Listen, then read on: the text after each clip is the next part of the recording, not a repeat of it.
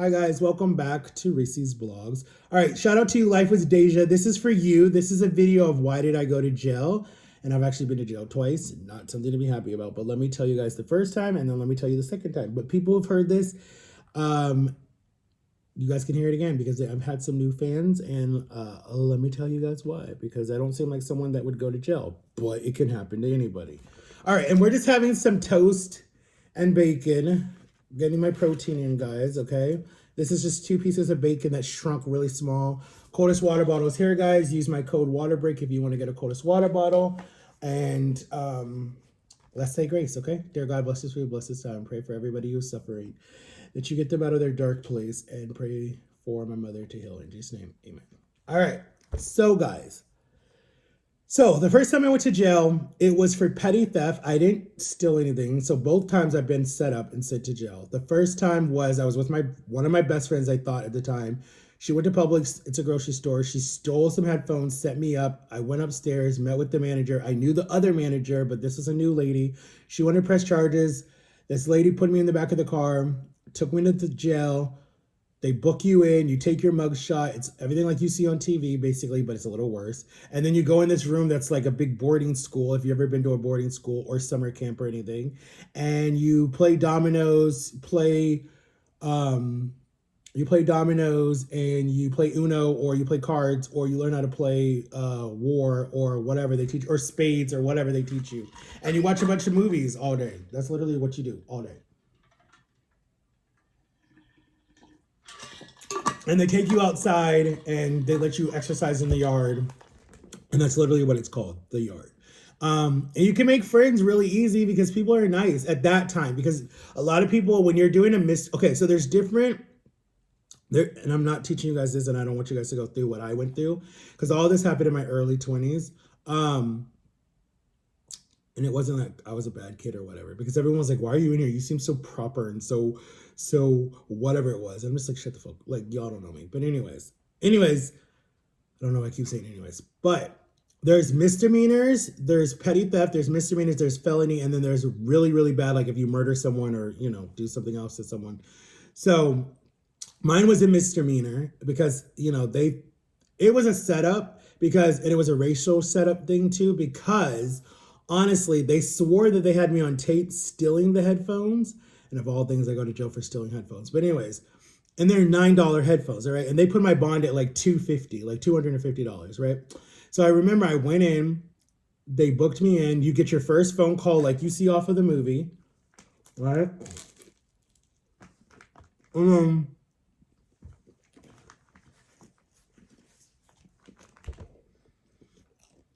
So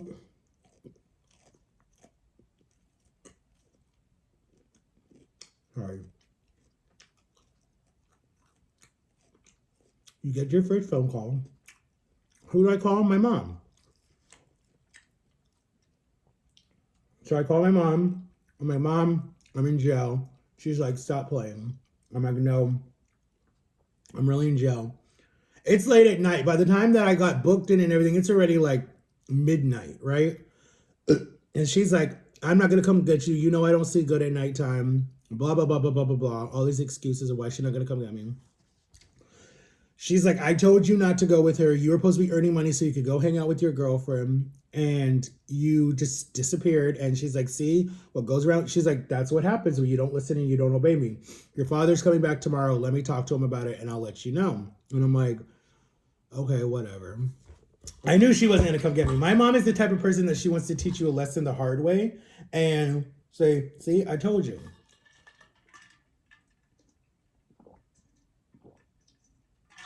She's not one of those mothers that's like, oh, not my baby. My baby not going to sit in jail overnight. She ain't like that. She's the type like, you got yourself in the situation, get yourself out of it. Showing you how to be responsible. Unlike me, if I know the situation and I know what my child did, I'm going to go get them and they're going to just get in a lot of trouble when they get home. Like, they're literally going to hear what I have to say. But I'm not going to leave you in jail overnight because I know what happens to people in jail. So, because of what I've been through. She's never been to jail. She don't know. So anyways, they put me in this Christian wing, like this Christian dormitory, whatever you want to call it. The lady was so sweet. She let us watch movies, listen to music, do whatever. And I talked to her and she was like, sweetie, come here. And she's like, why are you here? Like, she's like, this, she's like, I see criminals every day. And a lot of them are here because they're on addiction, they're doing drugs, whatever it is. She's like, why are you here? I told her what happened. And she's like, you know what? Give me a few hours. Let me talk to your mom. I was like, all right. And then she's like, because you seem really sweet. You seem like a good, godly boy, whatever. She's just like, let me talk to her. So she talked to my mom for like a good 2 hours and whatever. And she was just like, okay, your mom wants to talk to you. So I go talk to my mom. And my mom is like, all right, we'll get you out on this day, blah, blah, blah, blah, blah. But no, I did 9 days. I stayed there for 9 days. So this was like the last day. This must have been like the night of the last day, like the 8th day or whatever. So the next morning, when I called her, and this CEO she's super sweet. She's like, yeah, you can call your mom. Let me use her phone to call my mom. My mom was like, I'm coming to get you. We'll pay your bond, but you're in trouble. So I was like, all right, fine. So they get me out. I'm bond out. And then they're like, you just have to go to court. We're going to put you on RR. RR is basically letting you be released on your own, whatever. But you have to make sure you go to all your court hearings and blah, blah, blah, blah. So I get out, come home. My dad don't talk to me. My brother don't talk to me. My sister don't talk to me. I get put in this back room, and I was like, I still feel like I'm in jail. Like, no one would talk to me. Like, my mom was going back and forth from Texas to Orlando because her mother was dying of colon cancer. So I called my mom and I was like, Mom, I should have stayed in jail. And she's like, well, Matthew, you have to understand, you've ruined a lot of relationships in the home and people don't want to talk to you. And I was like, how? Like, what are you talking about? She's like, your mouth gets you in trouble, blah, blah, blah, blah. I'm like, yeah, but I'm like, I'm going to defend myself because no one else will. So my sister would not talk to me. My brother, I didn't really give a rat's behind if he didn't talk to me at that time. So, anyways, so then I just basically hanged out with a bunch of my friends and my girlfriend at the time, and we just would hang out. And I literally just like put it behind me and went to all my court hearings. And then the judge dropped the case. He was like, "I'm gonna drop the case because they don't have facts. There's no proof, whatever. But just stay out of their Publix for a year." Like that was like the only thing that I got. They dropped the case, still like erased it off my record. I was good. So then the second time that I went to jail was a bunch of bull, basically. Someone tries to get, so I'm home, right? Okay, I'm not working. My mom's in Texas still. I I'm always with my girlfriend at the time, and I'm always with my best friend. And like you knew where I was, like literally you knew where I would be. If I wasn't at home, I was with my girlfriend. If I wasn't with my girlfriend, I was with my best friend. And I had no access to nothing. Like I didn't have a computer, I didn't have a cell phone, I had nothing. Well, I had a cell phone, but back then we had flip phones. There was no internet on your phone. There was nothing. You could text. That's all you could do. So I'm like, okay. So one morning, I'll never forget this. I will never forget it ever because that was like the worst time. I'm home alone. My mom's in Texas. She just flew out the night before. My sister's at work. My dad's at work. My brother's at school, right? I'm home by myself. And it's like around this, it's like exactly around this time right now, like around 11:30, whatever it is. And it's morning, and it was like a Wednesday morning. I'll never forget. And the doorbell rang, right? So I go and I answer the doorbell, and there's these two undercover, like they look like normal people, right? But then they're like, "Hi, are you Matthew Cross?" And I'm like, "Yeah." And they're like, "We have a warrant for your arrest." And I'm like, "Why?" And they're like, "Because of aggravated stalking." And I'm like, "Who the hell did I stalk? Like, what are you talking about? Like, how? How? Like, literally, tell me how. I don't have a car. I didn't even have my license at that time. I'm literally in this house or with my girlfriend the whole time. Who the hell am I gonna stalk? Oh well, you just need to come with us. I'm like, no, I'm not going with you. Like I literally I'm not going with you. I call my mom like, Mom, there's cops here and they're saying that I'm stalking someone. She's like, let me talk to them. She got mad as hell at these cops. And she was like, why do y'all keep attacking my son? He don't do nothing wrong. Like, what is wrong? Like this was the time where she was just like, I'm done. Like she knew that I don't go anywhere. Like she knew that I don't. So she's like, no, no, no, no, no. This time I'm finally putting my foot down. She's like, he didn't do nothing wrong. Because the first time scared me, and I'm like, I'm not going back. So they're like, well, ma'am, he has to come with us. We have his name. We're just doing our job. Don't get mad at us. You can talk to the court system after, we book him in and whatever. So I'm like, I didn't cry or nothing. I'm just angry. I'm just literally angry. So then they hog tie you, basically, not hog tie you, but they use the hog ties and they put that on my wrist. And then they take me with them in this van that's padded down. And then they book me in again. And this time it's a felony because aggravated stalking is a felony. So I go to the bad side with all the murderers and rapists and all the killers and stuff. And I'm like I'm scared now because like shit can happen. And shit did happen to me, but I can't really talk about that on YouTube. And I was in there for 4 months. 4 months of my life stolen for something that I never even did. So come to find out,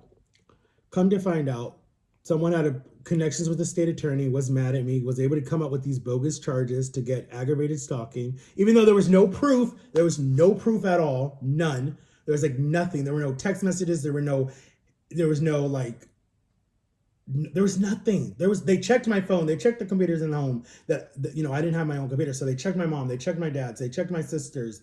They checked they checked everything that did my lawyers that I had, my public defenders that I had, and I got a really good public defender because my parents were not going to pay almost $5,000 or however much it is to get a real lawyer. So I'm like, damn, I'm gonna go to prison for something I didn't even do.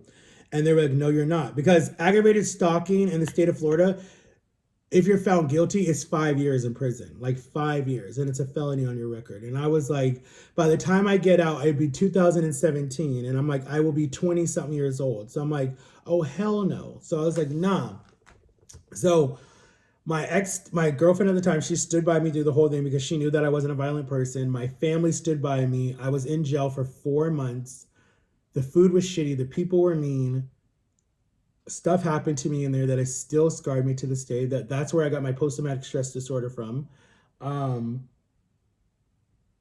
People thought it was going to break me. People thought I was going to come out mean as hell and evil and just like hating the world. And I mean, shit, I did come out evil and hating the world, but it didn't break me. So when people are like, oh, you're whatever, it's like, no, it's just that I've been through shit and I'm not going to let people put me back in that shit again. Like, I will never be set up again, like, ever. And then I was on house arrest for a year and a half. Like, I could leave the house at 6 a.m. in the morning and I had to be back by 6 p.m. So it was really hard to do anything. So, like, hanging out with my friends was so annoying. And then it beeps when you go a certain place. Like, that was so freaking annoying. It would beep. Oh, you're out of your zone. You're out of your zone. I'm like, no, I'm not. Like, I'm allowed to be out here. I'd be lying in my bed and that stupid thing would go off in the middle of the night. And then the people would call the house and I'd be like, I'm in my bed. It's 3 o'clock in the morning. Where the hell am I going to be? They're like, I know, Matthew. We're sorry. And then, like, anyways, it was a nightmare. Like, I literally could write a book with everything that I've been through. Like, literally. So yeah, those are my 2 stories of going to jail. Then the case was dropped after 5 years, or no, after. Let's see, I was in jail for 4 months. Then this case was pushed on for 2 years. So in 2012, 2012, this case was finally dropped. We went to trial. We were like, let's fight this. Let's go. They think that they have something. Let's go, right? So we go to trial. And the day of trial, the first trial, because it kept getting pushed and pushed and pushed and pushed. So the day that we went to trial, we go in the courtroom and the judge is like, are we ready? And then the judge looked at the whole case and was like, you know what? I'm dismissing the case. She threw out the case. My public defender was like, they had connections with the state attorney. That was how they were able to get charges against you. The judge told me to my face, she said, sweetie, I am so sorry. Do you want to sue this family? And I was like, no. I'm like, you know what? What goes around comes around. I ain't going to sue you. My mom was so angry. I've never seen my mom give someone a dirty look like, don't even play. Like, the mama bear came out. Like, she was so mad. And then the person was like, they didn't even apologize. They didn't even have the audacity to apologize. Like, they were just like, it was just like, whatever. So we left. We ran out of that courthouse. We ran. And to this day, I've never been back in that courthouse. I refuse to even go to the courthouse again. Like, it has added so much trauma to my life, going there so much like we did. And I remember, I will never forget the day that they dropped the case and everything. My best friend's grandmother prayed the night before, and I like literally saw her that day. And she's like, see, I told you, prayer works, prayer works. And me and my aunt, my best friend, he came with me and to the court hearing. He's like, I'm coming, I got your back. And then we went right to Chick-fil-A to celebrate. I went right to Metro, bought me my first phone because they took away my phone too that I had. And then I went right to my ex-girlfriend's house and hanged out with her the rest of the day. And she's like, I knew you were innocent from day one. She's like, I never judged you. And then I tried to put my life back together, but I didn't. I just gained weight and ate and ate and ate. And that's why I'm big.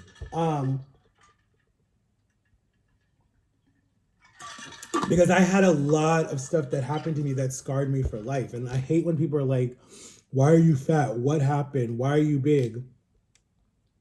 It's like I'm big because I ate my feelings and I have a food disorder. It's not my choice to be big. It's not like I want to be big. It's like I eat my feelings. When I'm sad, when I'm angry, when I feel someone's attacking me, talking shit about me, I'm gonna eat. I'm gonna eat. I mean, hello, look, I'm eating right now. Um, it's instead of me doing drugs or alcohol, because I would have been dead. Like I've had a food disorder from the day that I was like 12. Like I was such a skinny kid all the way up until I was like, I mean, it's on my Instagram. You guys can see it. I was a skinny kid all the way up until I was 12 because this shit happened to me when I was little in my childhood. And if you guys want to know what happened to me and me go into detail, it's on some of my YouTube videos and it's definitely on my TikTok. I explain what happened to me. Um, I explain what happened to me, like what really messed me up. Because a lot of people are like, well, why do you act gay? Why do you act like that? It's because I don't know why, but I'm not gay. Like I'm not at all. But it's like my voice sounds like that, so people say that. And I'm just like, well, fuck you. You don't know me. Like that's the shit that makes me mad. Um, but if you really want to know what happened to me, why I act certain ways, it's on my TikTok. I try to put it on YouTube, and I think they took it down, but it's up there. Um, and I shared it not to be judged. I shared it so people would be like, this shit can happen to people. Like this shit can really happen to people. And when it happens to you and you lose your innocence and you lose your and when you're scared of everything like I was after it happened to me, you start to look at life in a different way, especially when you lose your innocence because everyone is born with an innocence of life and you have a way of like life being innocent. And for me to lose it for like the second time in my life was like so like I don't know, you just feel like you're trash afterwards. You feel like wow, you're garbage. Like no one will ever care about you like the way that I don't know. I don't know how to explain it. But anyways, but when people say you're not a strong person, you're like I am a strong person. I get up every single day and get out of bed. That's to me is being strong. I fight every day for what I believe in. And for people to be like, "Oh, you're not strong. You're this, you're that." It's like you might be the one that's not strong. If you're going to tell someone that they're not strong or you want to tell someone that there's something, it's like did you really look at yourself cuz you might be the one that's struggling or is weak or is whatever because when someone's bullying you, you got to realize they're being bullied at home or they're being bullied somewhere else. So a bully is a bully because they're being bullied somewhere else. And if someone's putting their hands on you, but and then they're putting their if someone's beating you and then they're beating someone else, it's because they're getting abused somewhere else. Basically, that's how it goes. So if someone is saying that you're gay, then they're gay, or there's someone saying that you're weak, then they're weak. So they get power in bullying you. Basically, what I'm saying. So it's like you love hurting people because you're hurting yourself. So basically, it's like when people push you away or people are mean to you, it's like that's your way of coping because you don't want to let someone get close to you because you're scared that they're going to leave or hurt you or whatever. And it's like, but you don't understand you're pushing away good people that truly love you and got your back no matter what. Yes, they might get mad at you. Yes, they might say stuff to you that hurts you. But it's like at the end of the day, they got your back because they love you. Like if they don't, then it's like they're not gonna say shit to you, you know? And it took me a long time to realize that. Like it took me a long time to realize, like, damn, like I've had so many friendships that like were they even real? Like you really start to second guess your friendships and your relationships with a lot of people. You're like, was that shit even real? Like, I don't know. Like that's it's funny, but anyways, that's my story of when I went to jail twice and the headache of it and um what else? Yeah, that's basically it. That's my story, people. Sticking to it. But at the same time I tell people to own your shit. Like own your story. Like own your life.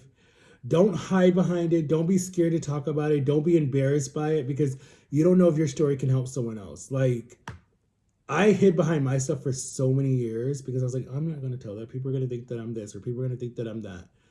You don't have to be what someone says you are. Like, you be who you want to be. And if you know the truth, then who cares what they say? Like, I mean, you notice all these people who came forward through the Me Too movement. Like, that took a lot of strength for a lot of people to come out against a lot of powerful people, very powerful people that could just definitely destroy their lives.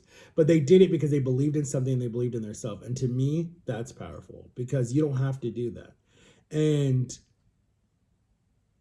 honestly, I could shut down a big company, but I decided not to because I'm like, you would be taken away from people who that's their jobs and that's how they put food on the table for their families. And that is what keeps this area safe too. But at the same time,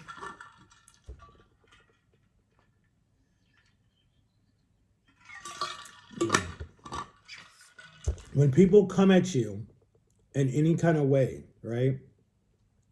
They don't know what's that one last thing that they can say to you that can push you over the edge and you're just done. Like they don't know because they don't care enough to get to know you and they don't care enough to even listen to you. So they're just going to say stuff about you and they don't know how at the end of the day that could be the one thing that pushes you over the edge and you just end it all. Like they don't understand that. But so you got to be careful what you say to people, and then you got to be careful what people say to you because your words that you say to people can damage someone too. You can trigger someone too. You can relight the fire of something that has destroyed them dramatically, and you're just like adding to their pain. And you might think that you're helping them by telling them the truth, but you could be damaging them too. You know, so it's like when someone tells you that they love you, right? But they don't prove it or they don't show it.